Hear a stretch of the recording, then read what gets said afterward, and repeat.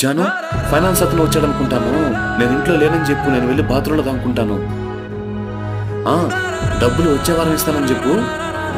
ఏమ్మా మాది డబ్బులు ఎక్కడా? మా ఆయన ఇంట్లో లేడు, డబ్బులు వచ్చే వారం తీసుకోండి భయ్యా. వారం వారం ఇదే కథ చెప్పండి.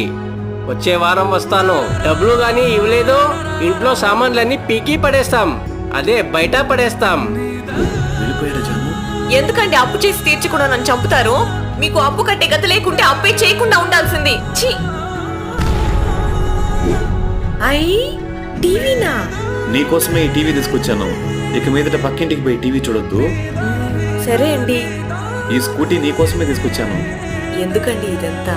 లేదు జాను, నువ్వు రోజు కష్టపడి బస్సులో వెళ్తున్నావు కదా, ఇక మీదట ఈ స్కూటీలో వెళ్ళు. థ్యాంక్స్ అండి. వాళ్ళ మొహంలో సంతోషం చూడడానికి మనం అప్పులు చేస్తాం. ఇప్పుడు మన మనసు కష్టపడేలాగా వాళ్ళు మాట్లాడేసి వెళ్ళిపోతారు.